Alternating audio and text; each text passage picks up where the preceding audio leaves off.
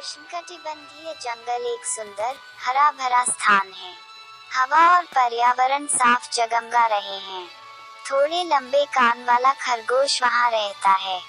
उसका नाम सोनू है। उसकी अपनी सब्जी की पिच है, जिसकी वह प्यार से परवाह करती है। वह पूरे जंगल में स्वादिष्ट सब्जियां उगाना चाहती है। जब दोपहर के भोजन का समय आता है तो वह ताज़ा गाजर निकालती है और इसकी कुरकुरे अच्छाई पर दावत देती है। लेकिन एक दिन रातों रात सब कुछ बदल गया जब सोनू गहरी नींद में सो रहा था। अगले दिन सुबह जब नाश्ते के लिए स्वादिष्ट गाजर खाने का समय था, सोनू ने देखा कि कुछ निंदनीय है। एक नन्हे कीड़े ने कैंडी के रैपर को उसकी सब्जी की पिच में फेंक दिया था। सोनू को और भी आश्चर्य हुआ जब उसने देखा कि चारों ओर 100 और रैपर पड़े हुए थे। एक पल के लिए सोचने के बाद उसने कचरे के रास्ते का अनुसरण करने का फैसला किया। निश्चित रूप से यह उसे सीधे अपराधी के पास ले जाएगा। पगडंडी उसे एक बड़े पेड़ तक ले गई, जिसके नीचे ढेर सारे रैपर थे। अरे कहाँ है वो कूड़ा करकट जो मेरे सब्जी पैच में कूड़ा फेंक रहा है? सोनू ने निराशा में कहा। खरगोश ने ऊपर देखा और उत्तर को अपने सिर के ठीक ऊपर देखा। बड़े पेड़ की एक शाखा पर एक दुष्ट बंदर बैठा था। बंदर कैंडी खा रहा था और दुनिया में बिना किसी परवाह के जमीन पर रैपर फेंक रहा था। अरे तुम हमारे जंगल में कूड़ा क्यों फेंक रहे हो? इसे अभी बंद करो। सोनू ने बंदर पर चिल्लिया रोई। वह कैंडी के बारे में सब भूलकर जितनी तेजी से भाग सकता था भाग गया।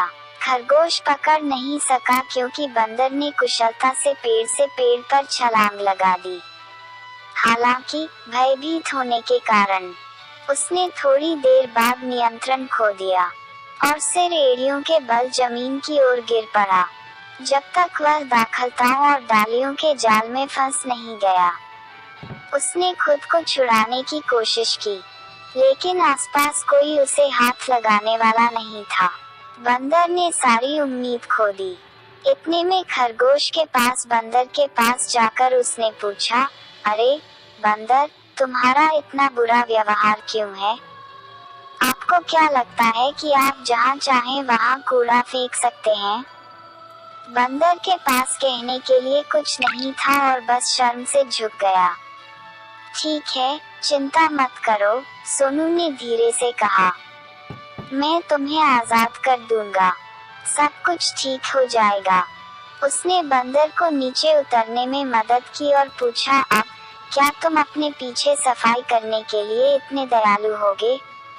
ओह, बंदर को कितनी शर्मिंदगी महसूस हुई। उसने एक शब्द भी नहीं बोला और उसे काम करने का अधिकार मिल गया। उसने सब कुछ साफ कर दिया, आखिरी टुकड़े तक, जब तक कि जंगल पहले जैसा नहीं दिख रहा था और सोनू एक बार फिर से एक साफ सुथरे सब्जी पैच में अपनी गाजर का आनंद ले सकता था। अब एक अच्छे व्यवहार वाले बंदर के साथ।